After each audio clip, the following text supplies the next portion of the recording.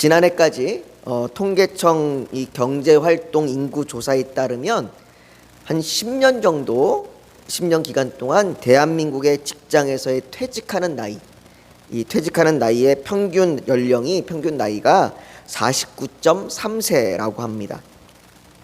그러나 퇴직 이후에도 대체 일자리를 구하고 또 그러한 일자리를 얻는 사람들이 많아짐으로 인해서 실질적으로 노동시장에서의 퇴장하는 실질 은퇴 나이는 평균 72.3세라고 합니다.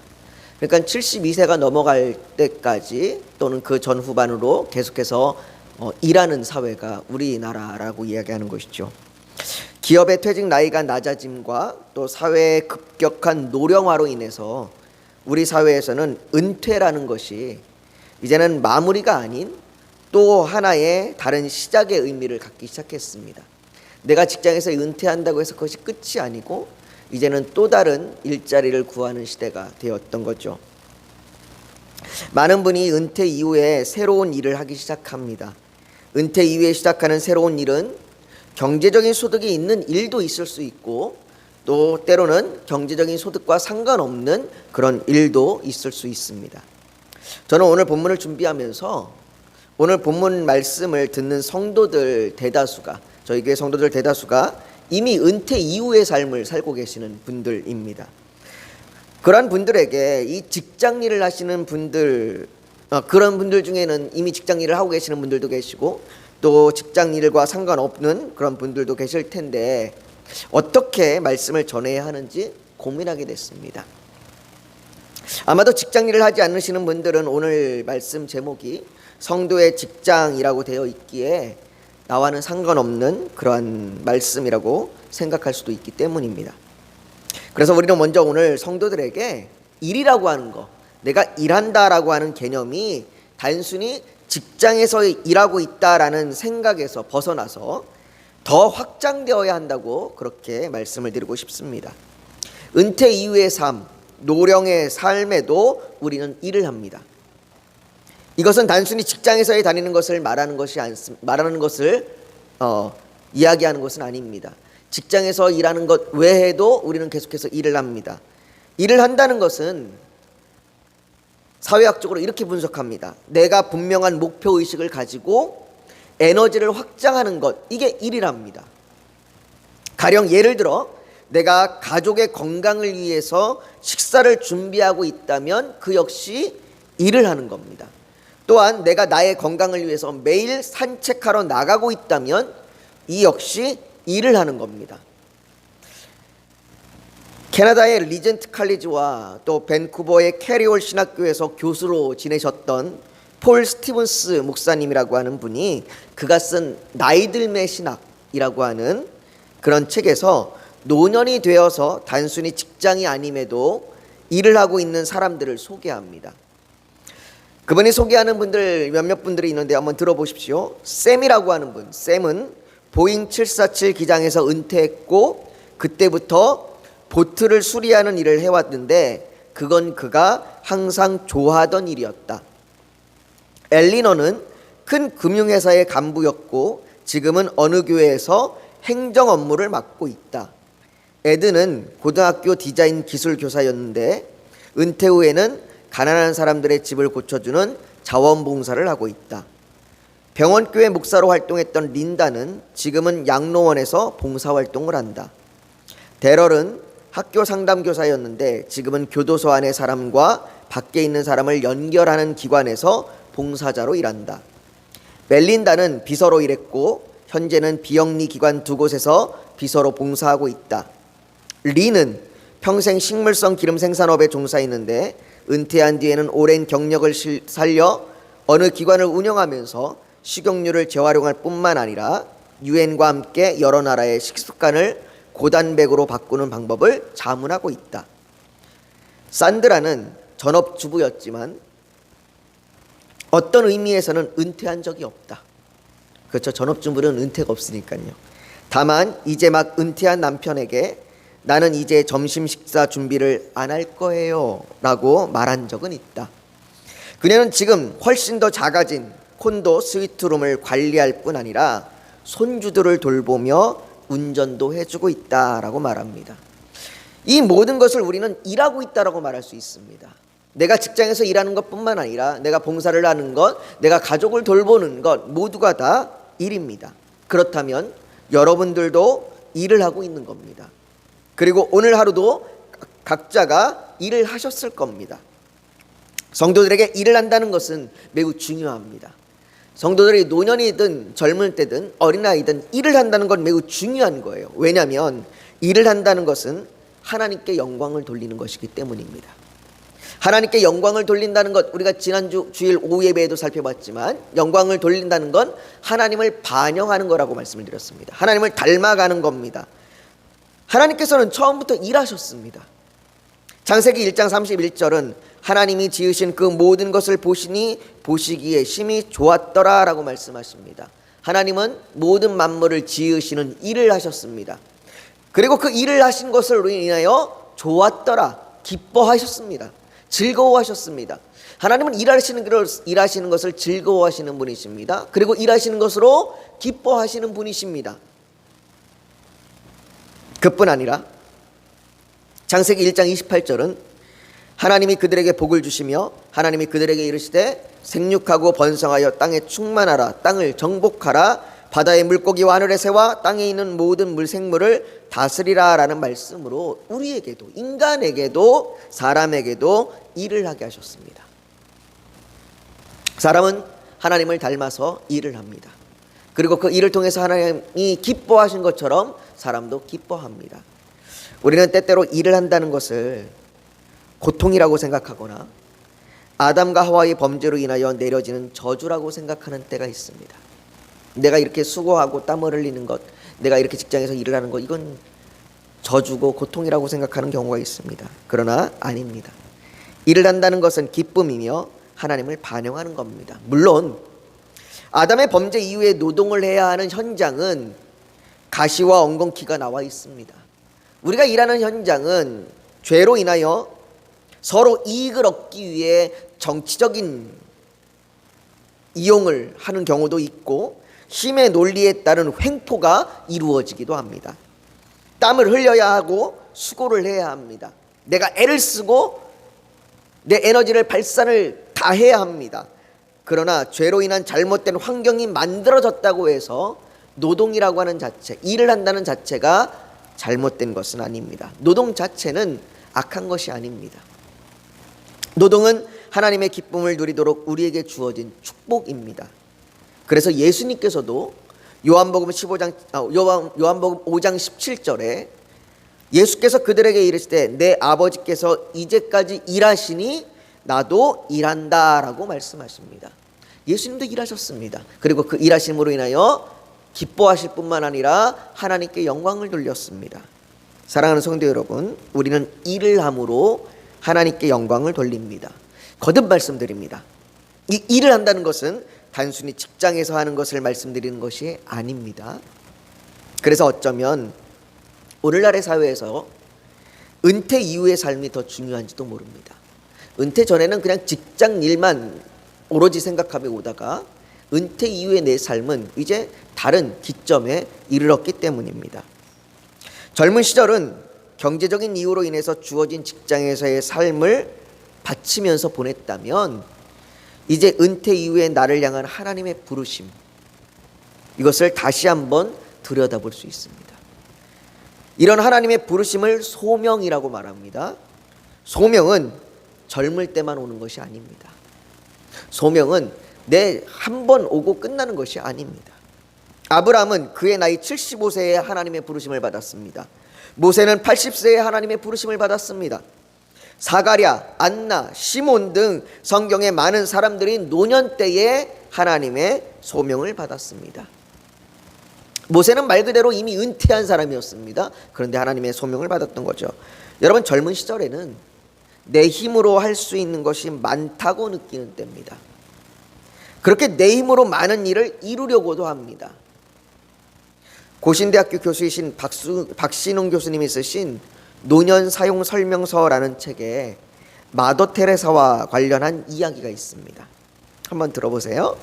한 수도회 수사가 노년이 된 마더 테레사에게 찾아가서 자신의 불평을 늘어놓았습니다. 그 불평이 이런 거예요. 자기 선배 수사가 아주 까다로운 규칙으로 자신이 일하는 이 사역을 간섭하고 힘들게 한다는 겁니다. 그러면서 마더 테레사에게 이렇게 얘기를 해요. 내 소명은 나환자들을 위해서 일하는 겁니다. 나는 나환자들을 위해 헌신하길 원합니다. 이렇게 말했다고 해요. 그 수사의 이야기를 들은 마더 테레사는 잠시 그 수사를 바라보더니 미소를 지으면서 이렇게 말했다고 합니다. 형제님, 당신의 소명은 나환자들을 위해 일하는 것이 아닙니다. 당신의 소명은 예수님 안에 거하는 것입니다.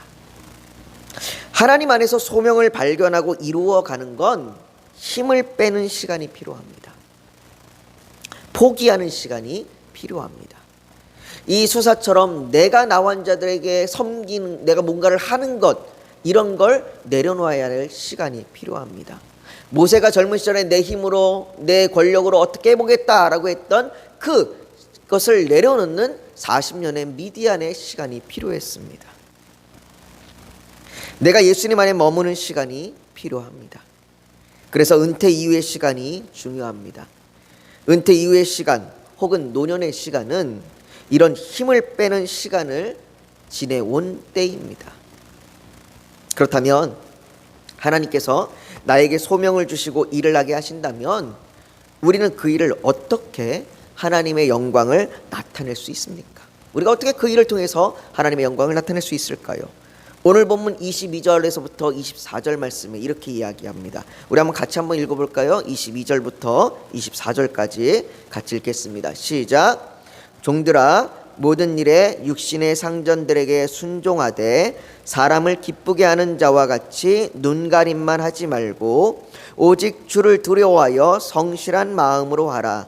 무슨 일을 하든지 마음을 다하여 주께 하듯 하고 사람에게 하듯 하지 말라. 이는 기업의 상을 주께 받은 줄 아나니 너희는 주 그리스도를 섬기느니라 라고 이렇게 말합니다. 아멘.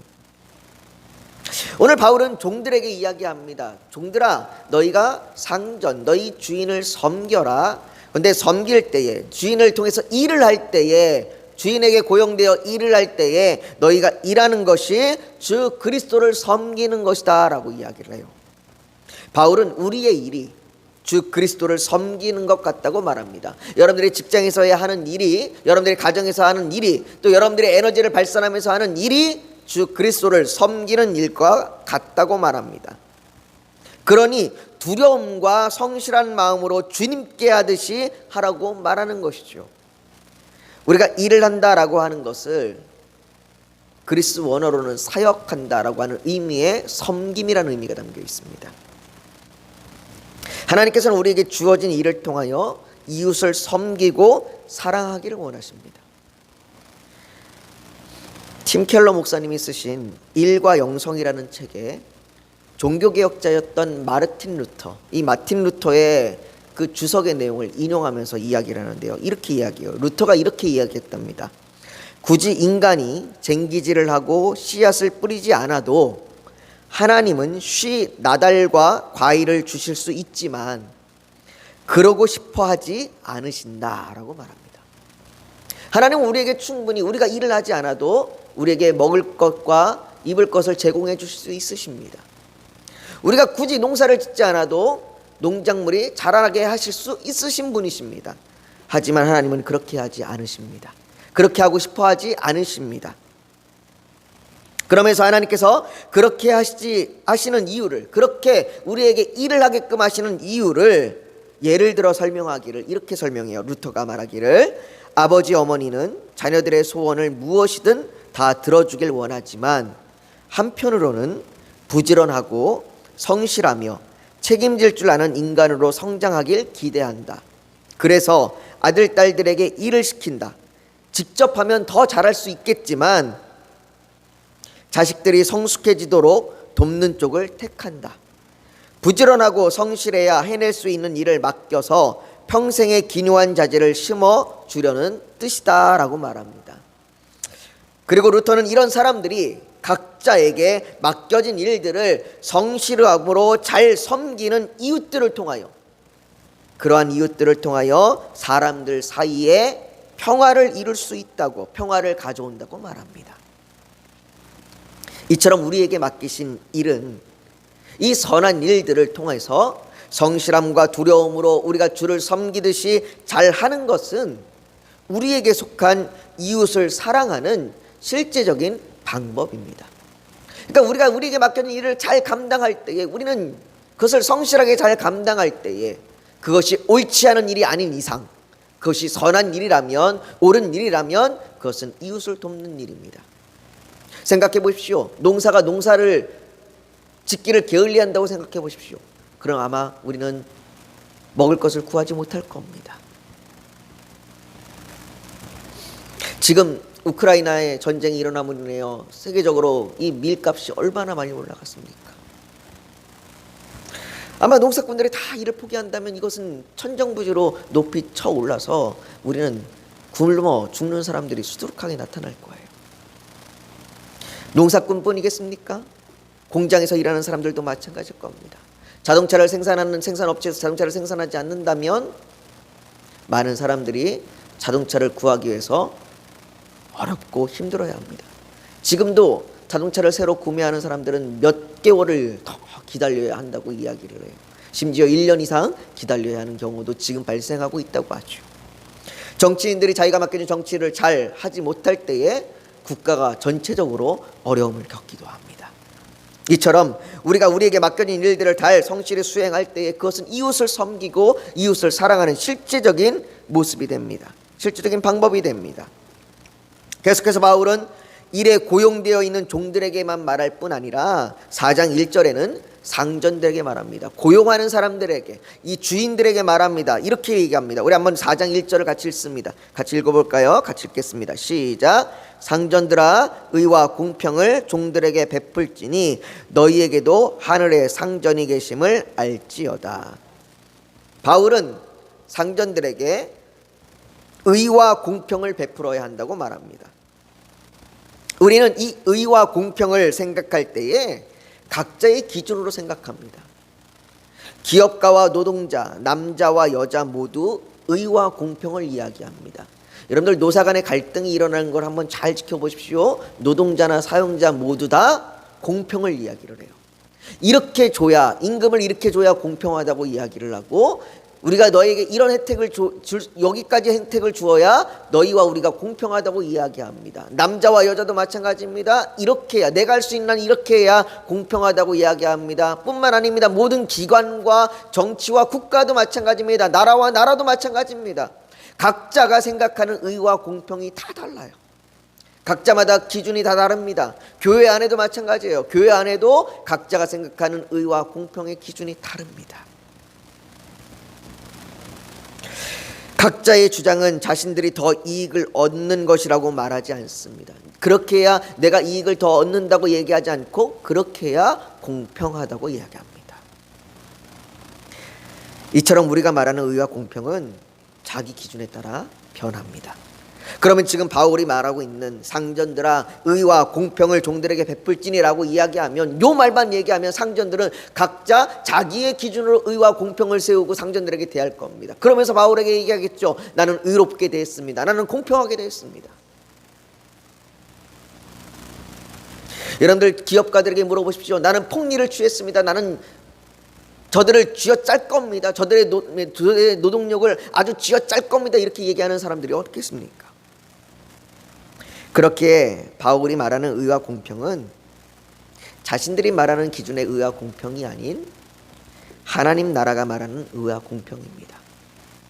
상전들아 의와 공평을 종들에게 베풀지니라고 얘기하는 건 너희들의 기준의 의와 공평이 아닌 하나님의 통치 방식, 하나님의 나라에서 말하는 의와 공평을 그들에게 베풀라라고 말하는 겁니다. 다른 말로 얘기하면 샬롬을 가져오는 겁니다. 샬롬을 가져오고 생명을 부여하는 하나님의 통치입니다. 이 의와 공평은 은혜라고 하는 것을 바탕으로 합니다. 은혜라는 것을 전제하고 있습니다. 구약에 보면 아주 희한한 제도가 하나 있습니다. 많은 사람들이 이해하기 좀 어려운 제도이기도 합니다. 그게 바로 희년이라는 제도입니다. 희년. 50년마다 돌아오는 때가 되면 희년에는 빚진 자들을 다 탕감해 줍니다. 뿐만 아니라 팔렸던 자신의 땅과 집과 몸을 회복하게 되는 때가 희년입니다. 여러분 생각해 보십시오. 여러분들이 집과 땅을 샀어요. 재산을 소유했습니다. 근데 희년이 돌아왔습니다. 그런데 희년이 돌아오니 다 돌려줘야 된답니다. 희년 전년도에 내가 땅을 샀으면 희년이 되면 주인에게 돌려줘야 합니다. 아마 이것이 불공평하다고 말할 겁니다. 이런 게 어딨냐고 얘기할 거예요. 이런 경우가 어디 있습니까? 아니 내가 이제 겨우 재산을 모았고 이제 내가 겨우 집을 얻었고 이제 내가 겨우 땅을 얻었는데 이걸 다시 돌려줘야 된다니요. 저 사람이 나에게 이렇게 많이 빚을 졌는데 이걸 내가 다 탕감해 줘야 된다니요. 이런 불공평함이, 이런 의롭지 못함이 어디 있습니까? 라고 말할 수 있습니다. 그런데 하나님께서는 이것이 의와 공평이라고 말합니다. 여유가 있는 자와 힘든 자가, 부자와 가난한 자가, 강자와 약자가 공존할 수 있는 사회, 이것이 하나님의 은혜의 다스림에 속한 공동체입니다. 이것이 의와 공평의 그런 정의의 나라입니다. 오늘날의 세계에는, 오늘날의 시대에는 이것이 이루어질 수 없어요. 이것이 어려워요. 그래서 하나님께서는 교회를 사용하시는 겁니다. 교회를 통하여 가난하고 힘든 자들에게 하나님의 의와 공평을 이루어지도록 하는 것이 교회에 있는 경제 정의요, 교회에 있는 의와 공평입니다. 그래서 교회는 가난한 자들을 돌봐야 되고, 그래서 교회는 어려운 자들에게 베풀어야 하는 겁니다.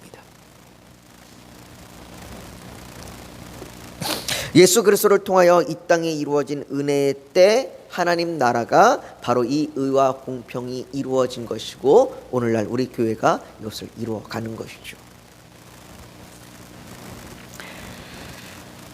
하나님께서 오늘 우리에게 일하라고 말씀하시는 것, 이것은 하나님께서 우리에게 새로운 소명을, 하나님 이웃을 섬길 수 있는, 하나님의 나라를 세울 수 있는 새로운 소명을 발견하는 것뿐만 아니라 우리가 그것들을 통하여 하나님의 영광을 드러내는 겁니다. 사랑하는 성도 여러분, 이제는 은퇴하고 나이가 많아서 경제활동을 하지 않는다고 해서 우리가 일을 하지 않는 것이 아닙니다. 여전히 일하고 있습니다. 오늘 하루 가족의 식사를 챙겨주거나 이웃을 돕는 일들 속에서 여러분들은 하나님께서 맡기신 소명의 일을 하고 계십니다. 그리고 그 일을 통해 이웃을 섬기고 하나님의 나라를 이루고 계신 것입니다. 그러니 오늘 하루 내게 주어진 일을 성실함으로 주님께 하듯 섬기기를 소망합니다. 우리가 하는 모든 일들을 통해서 하나님을 반영하여 영광 돌리는 우리 푸른 초장교회 성도님들이 되시기를 예수님의 이름으로 축복합니다. 우리 제가 오늘 말씀을 좀 기억하면서 같이 좀 기도했으면 좋겠습니다. 여러분들, 우리에게 맡겨진 일들이 있습니다. 각자에게 맡겨진 일들이 있습니다. 그 일들, 하나님께서 우리에게 주시는 그 소명에 따라 맡겨진 그 일들을 우리가 성실함으로 주께 하듯 잘 감당하길 원합니다. 하나님, 나를 도와주셔서 정말로 이 하나님 나라의 통치 가운데 우리가 은혜의 일들을 잘 감당하게 하시고, 우리를 통하여 이웃을 섬길 수 있도록 하여 주시고, 하나님의 그때 하나님의 그 공평과 의를 우리가 이루는 삶들을 살아갈 수 있도록 우리에게 말씀하여 주시옵소서. 우리 시간 그렇게 합심하여 기도하며 나아가길 원합니다. 거룩하신 아버지 하나님, 하나님께서 우리에게 일을 맡겨주셨습니다. 아버지 하나님, 우리에게 맡겨진 일들이 경제적인 일이든 경제와 상관없는 일이든 큰 일이든 작은 일이든 남이 보는 일이든 보지 않는 일이든 우리에게 맡겨진 모든 일들이 하나님 앞에 영광을 나타내는 일들이 되게 하여 주시옵소서. 우리를 통하여 이웃을 사랑하는 실제적인 모습들이, 또 우리를 통하여 하나님의 의와 공평이 나타나는 것들을 우리가 성실히 주께 섬기듯이 잘 감당하게 하여 주시옵소서. 아버지 하나님, 우리가 남은 여생 가운데 이 일들을 늘 잘 감당하며 살아가게 하여 주시옵소서. 아버지 하나님, 우리 교회를 위해서, 성도들을 위해서, 선교사님들을 위하여, 또 각자의 기도 제목을 놓고 기도했습니다. 하나님, 이 모든 기도 가운데 하나님 응답하여 주시옵소서. 아버지 하나님, 우리의 이 간구가 감사가 되게 하여 주시옵소서. 아버지 하나님, 오늘 이 저녁 우리 성도들에게 평안함을 주시옵시고 평안함으로 하나님 앞에 나아가게 하여 주시옵소서. 예수님의 이름으로 기도하옵나이다. 아멘.